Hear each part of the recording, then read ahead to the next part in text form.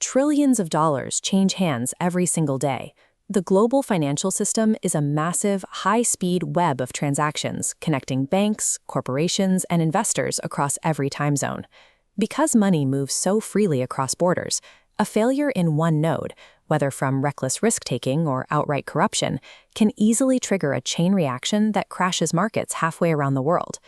Groups like the Financial Stability Board and the Basel Committee draft detailed guidelines to prevent these meltdowns.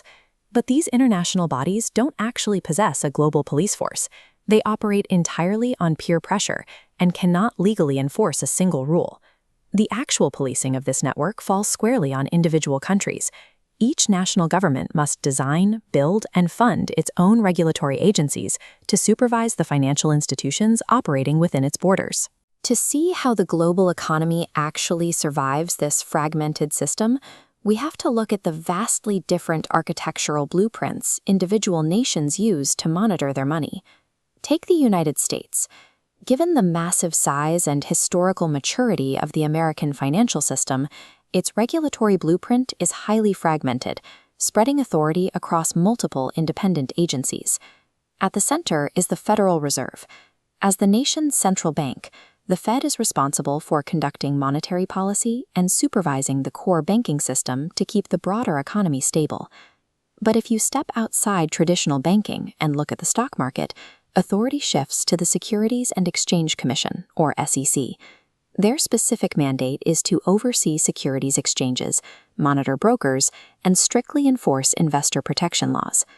The U.S. blueprint also leans heavily on the private sector itself through self-regulatory organizations.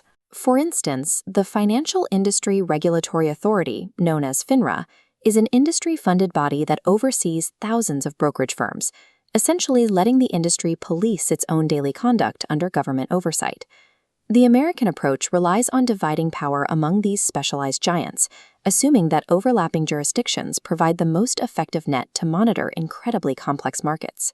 The European Union faces a completely different challenge, maintaining a single frictionless financial market across 27 sovereign nations.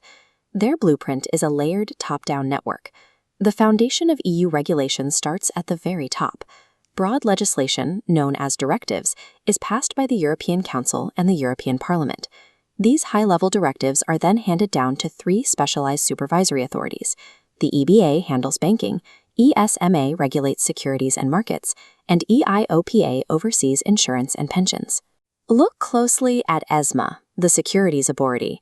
Their job isn't to police every local broker in Paris or Berlin directly. Instead, they develop rigorous technical standards and guidelines. The individual national regulators in each EU state then take those exact standards and enforce them on the ground. This layered blueprint forces highly diverse national economies to operate under one unified, technically standardized umbrella. The UK uses a model known as the Twin Peaks blueprint.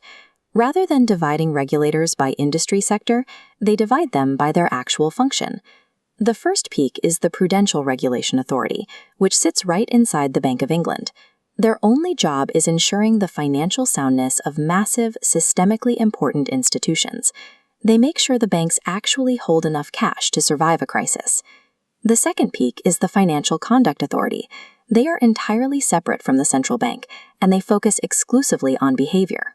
The FCA monitors the day-to-day conduct of all financial firms to ensure they treat their retail and wholesale customers fairly. Contrast that with China, which operates on the opposite extreme. They use a highly centralized command blueprint. The Financial Stability and Development Committee acts as a super-regulator, directly coordinating both the central bank's monetary policy and the specific commissions that supervise banking and insurance. Meanwhile, rapidly growing financial free zones in the Middle East are actively building their own blueprints from scratch. Regulators in the UAE and Qatar look globally, importing established best practices from the UK, the EU, and Australia to attract international capital. Whether a nation splits its duties between prudential health and market conduct or centralizes all power into a single committee, the architectural blueprint it chooses reveals its core philosophy on how to control wealth. Despite these wildly different national structures, every regulator relies on a shared set of tools. It starts at the door. Any financial institution wanting to operate must pass a strict licensing process, proving to the regulator they have a sensibly managed business model and effective risk controls. Firms must meet prudential requirements, holding enough capital resources to match the exact risk on their books. Regulators also enforce strict conduct rules, setting standards to ensure everyday investors aren't subjected to predatory practices or hidden conflicts of interest.